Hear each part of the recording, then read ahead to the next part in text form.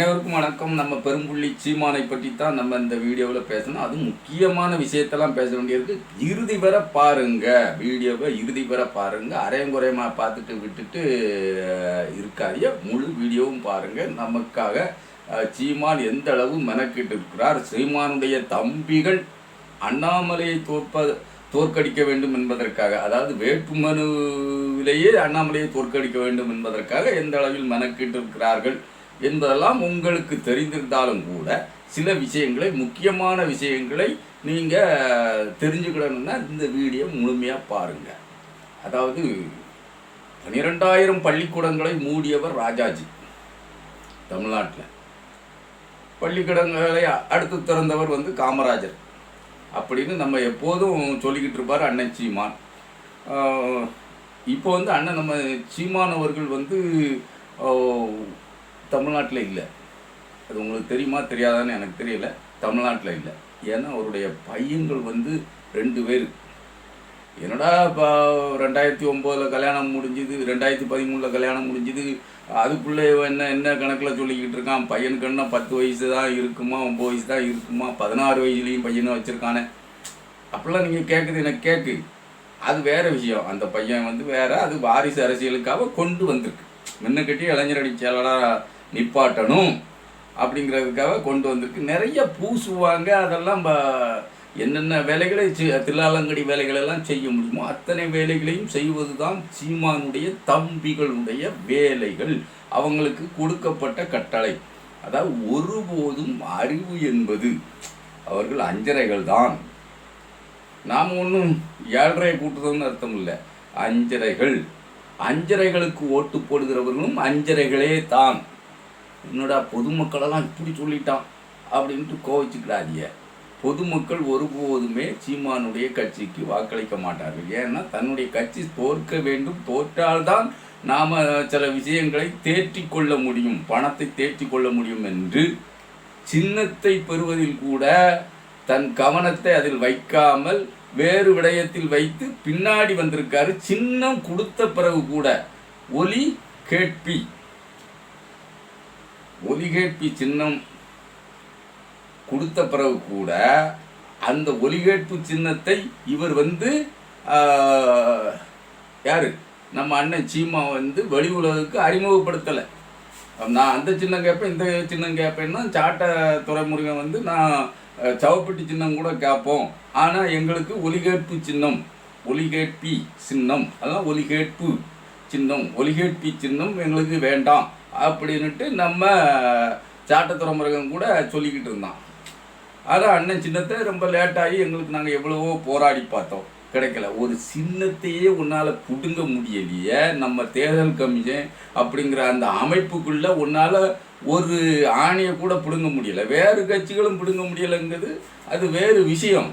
ஆனால் அவங்க நாங்களாம் இதெல்லாம் பிடுங்கி தள்ளிடுவோம், அங்கே ஈழத்தை போய் பிடுங்கிடுவோம், நட்டிக்கிடுவோம், நெய்தல் பட கட்டிக்கிடுவோம் அப்படின்னு சொல்லலை. அவங்க சொல்ல மாட்டாங்கல்ல. அவங்களுக்கு யதார்த்தம் தெரியும் இல்லை. இந்திய அரசியலமைப்பு சட்டத்தின் பால் உட்பட்டு உன்னுடைய அரசியல் கட்சி அப்படித்தான் செயல்படணும்.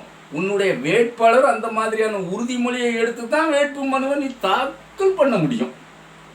சீமானுடைய தம்பிகள் வெறுமுட்டிகளாக அஞ்சரைகளாக இருப்பதை நினைத்து வருந்த வேண்டிய சூழ்நிலை இருக்கு. அன்னை நான் பூராத்தையும் கிழிச்சிருவேன் இப்படி இங்கே திரும்புது அங்கே திரும்ப. நான் இப்போ உட்காந்துட்டு பேசினால அதை சரியாக பேச முடியல. நின்றுட்டு பேசினா அண்ணன் எப்படிலாம் செய்க பண்ணுவோம். அங்கே திரும்பிக்கிட்டு பேசுகிற பேச்சுகள் எல்லாம் நம்ம நின்று பேசலாம், நல்லாயிருக்கும் அண்ணன் பேசுறது. அந்த மாதிரி பூரா வீரா சவடாலாம் பூரா இதையும் பிடிங்கிட்டு தான் வேறு வேலை அப்படின்ட்டார். எப்படியோ இப்போ இந்த மசிரை பிடிங்கிட்டார், அதாவது தாடி மசிரை பிடிங்கிட்டார். அந்த வகையில் நம்ம அண்ணன் சீமான் பெரும்புள்ளி தம்பி. அதுக்குள்ளே என்னப்பா பெரும்புள்ளின்னு சொல்லுதியே அப்படிங்க. நாம் தமிழர் தம்பி தான், கரும்புள்ளின்னு சொல்லுங்கன்னா நம்ம அது அப்படிலாம் சொல்ல வேண்டிய இல்லை. அது கரும்புள்ளின்னு நாட்டு மக்களுக்கு தெரியணும். நாட்டு மக்களுக்கு தெரியும்னு வச்சுக்கிடுங்களேன். அது தெரியாமல் போவாது. நம்ம சீமானுடைய வேட்பாளர், ஒவ்வொரு வேட்பாளர் ஒவ்வொரு விதமான வேலைகளை செய்கிறார்கள். இப்போ அண்ணாமலைக்கு எதிராக அவன் பிஜேபி கட்சிக்காரன், பிஜேபியில் மாநில தலைவராக இருக்கான், ஒரு வேட்புமனு தாக்கல் பண்ணியிருக்கான். அவன் அந்த தேர்தல் காலத்திலே நிற்கிறதுக்கு அந்த ஆள் பிரியப்படலை. தோத்து போகும், டெபாசிட்டு காலியாகி போகும் அப்படிங்கிறது நல்லா தெரிஞ்சு போய் அந்த ஆள் பிரியப்படலை.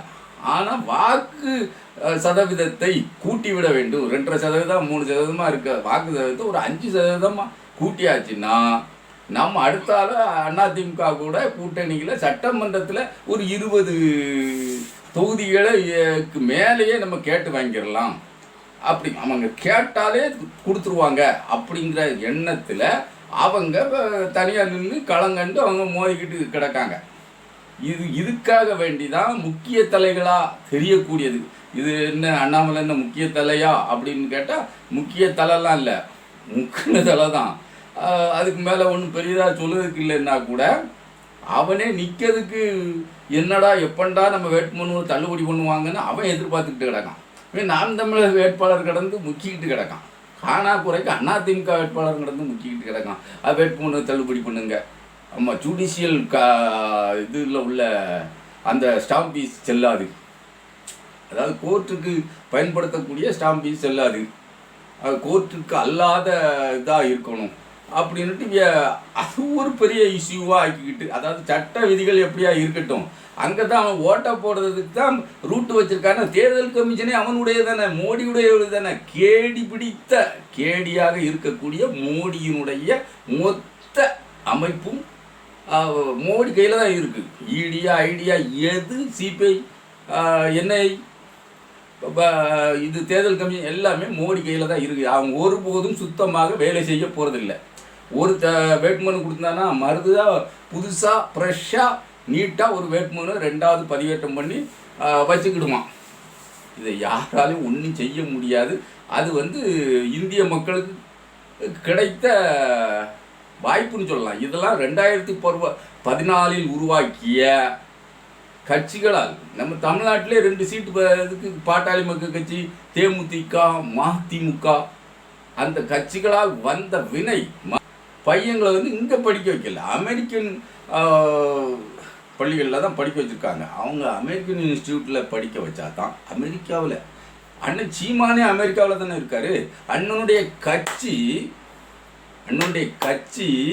கட்சியினுடைய பொதுச் செயலாளர் இந்த தேர்தல் கமிஷனுக்கு A-பாம் இந்த B-பாமில் கையெழுத்து போடுவாங்கள்ல, இவர் எங்கள் கட்சி வேட்பாளர், இவருக்கு இன்னும் சின்னம் கொடுக்கலாம் அப்படிங்கிறதுக்கு அத்தாரிட்டியாக ஒருத்தர் கையெழுத்து போடுவார்ல, பொதுச் செயலாளர் செந்தில்நாதன். அவர் தமிழ்நாட்டுக்காரரே இல்லை, முதல்ல இந்திய குடியுரிமை பெற்றவரே இல்லை. நாம் தமிழர் மூதவிகள் 5.5 அறிவு கொண்டவர்கள். அந்த 5.5 அறிவு ஜீவன்கள் இது மூஞ்சை முகத்தை எங்கே கொண்டு வச்சுக்கிட போறீடா?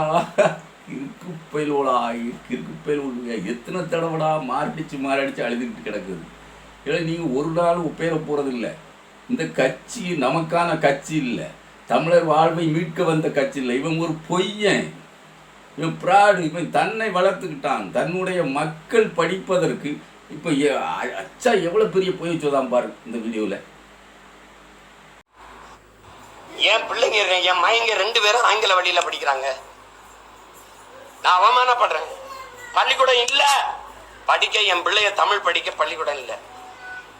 வீட்டில் நாங்கள் பேசி என் பிள்ளைகளுக்கு தமிழ் கற்பிக்கிறோம். அவ்வளவு வெக்கமா இருந்தா எங்கேயாவது போய் விஷத்தை குடிச்சிட்டு செத்து போங்க. இதுக்கு என்ன இது ஒரு பிரச்சனைன்னு பேசிட்டு பக்காவா போய் சொல்லுதாண்டா. உங்களுக்கு புரியவே இல்லையா? இப்போ நான் தமிழர்னு சொல்லிக்கிட்டு மார்பில் குத்திக்கிட்டு கிடைக்கல கிறுக்கு பயில்களா? உங்களுக்கு இந்த விஷயம் புரியலையா? என்னது தம்பி இப்படி பேசுதியா? என்ன நாம் தமிழர் நாமே தமிழர்ன்ட்டு அண்ணன் கிறுக்கு மாதிரி பேசிக்கிட்டு இருக்கான். தன்னுடைய பிள்ளைகள் படிக்கிறது தமிழ் வழி கல்வியே இல்லையா, அரசு பள்ளிகளே இல்லையா. அப்போ இவன் தமிழ்நாட்டில் இல்லை, ஒத்துக்கிட்டதுலாம் இல்லையா? அவனுடைய கட்சியினுடைய பொதுச் செயலாளர் இங்கிலாந்து குடியுரிமை பெற்றவன், இங்கிலாந்தில் இருக்கான். அவன் அங்கே இங்கிலாந்தில் இருந்து கையெழுத்து போடுறான் செந்தில்நாதன். ஏடா தமிழ்நாட்டில் கட்சி, இந்தியாவில் கட்சிடா, அது இங்கே இருக்கவங்களாடா கையெழுத்து போடணும். இந்த தேர்தல் கமிஷன் உங்களே கவனியாமல் விட்டுருக்கடா. வெளிநாட்டு குடியுரிமை பெற்றவன் எப்படா கையெழுத்து போட முடியும் A-பாம் B-பாமில்? உங்களை கவனியாமல் விட்டுட்ட. தேர்தல் கமிஷன் அதையே கவனிக்காமல் இருக்க. அப்போ இந்த NIA தேசிய புலனாய்வு முகமை என்ன பண்ணிக்கிட்டு இருக்கு? உங்களை ஒன்றுமே பண்ணலையே. உங்களை சும்மா அந்த பாரதிய ஜனதாவுடைய பிடி முன்னோடனே உங்களுக்கு அப்படி புனுகு பூசிலாம் விட்டுக்கிட்டு இருக்கு. அது நேர்மையாக நடப்பதாக இருந்தால் முதல்ல உன் குறுக்கெலும்பெல்லாம் ஒடிச்சிருக்கணும். என்னடா இப்போ இங்கிலாந்தில் இருக்கேன் உன்னுடைய பொதுச்செயலாளர் அப்படின்னு உன் குறுக்கெலும்பை ஒடிச்சிருக்கண்டாமா? விடவே இல்லையா, ஒன்றுமே செய்யலையா? இந்தியாவில் இருக்காங்க, அட்ரஸ் எப்படா எங்கடா இருக்கான், எங்கடா உண்மையிலேயே எங்கடா இருக்கான்? இங்கிலாந்தில் இருக்காங்கல்ல, எங்கே இருக்கான்னு சொல்லு செந்தில்நாதன்.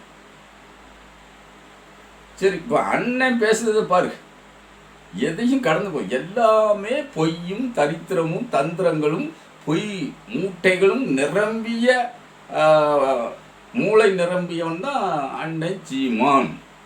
கரும்புள்ளி சீமான், பெரும்புள்ளி சீமான் இல்லை, கரும்புள்ளி சீமான். அதாவது தமிழர்களுடைய வாக்குகளை சிதைத்து சின்ன பின்னமாக்கி பிஜேபி வளர்வதற்கும் பிஜேபி ஆட்சி கட்டிலில் அமர்வதற்கும் தன்னாலான அனைத்து முயற்சிகளையும் செய்து கொண்டு இருப்பவன். தமிழர்களை சாதி ரீதியாக மத ரீதியாக பிரித்து கலவரங்களை மூட்ட வேண்டும் என்று பிஜேபி எத்தனை கங்கணம் கட்டி வேலை செய்கிறதோ அதே அளவு அதுக்கு கொஞ்சம் கூட சளைத்தவன் இல்லை சீமான். அத்தனை வேலைகளையும் செஞ்சுக்கிட்டு தான் இருக்கான். அதுக்கு தான் வேலையேற்றுற வேலை. அவன் வேலை தூக்கிட்டு போக முன்னாடியே வேலை தூக்கிட்டு போகிறது யாரு? அண்ணன் சீமான் தானே. இவன் ஒருபோதும் உண்மையை பேசக்கூடியவன் இல்லை. தமிழ்நாட்டில் எத்தனை பள்ளிகள் இருக்கு, அரசு பள்ளிகள் இருக்கு, அத்தனை பள்ளிகளிலும் தமிழ் வழி கல்வி தான் நடக்கிறது. நீ இங்கிலீஷ் மீடியத்தில் அதுவும் ஆண்டுக்கு 30 லட்சம் ரூபா பணம் கட்டணுமா? அவ்வளவு ஃபீஸ் கட்டக்கூடிய அளவில் நீ என்னடா சம்பாத்தியம் பண்ணுத? சீமான் என்ன சம்பாத்தியம் பண்ணுதான்? அந்த சீமான் பிள்ளைகள் ஒவ்வொருத்தருக்கும் 30 லட்சம் ரூபா ஃபீஸ் கட்டி ஆங்கில வழி கல்வியில் படிக்க வச்சிருக்கான். ஆனால் அவன் குறைப்பட்டுக்கிட்ட லட்சணம் என்ன? எனக்கு அவமானமாக இருக்குது. என் பிள்ளைகளை தமிழ் வழி கல்வியில் பள்ளிக்கூடம் இல்லை என்னை, பள்ளிக்கூடம் இல்லை என்னை. கிறுக்கு கிறுக்கு. பள்ளிக்கூடம் தமிழ்நாட்டில் இல்லையா? இங்கிலாந்தில் இருக்கியா? இல்லை அமெரிக்காவில் இருக்கியா? அதெல்லாம் பீகாரில் இருக்கியாடே? பீகாரில் இருக்கியா? இந்தியாவிலே வேறு மாநிலத்தில் ஏதாவது ஒரு மாநிலத்தில் இருக்கியா?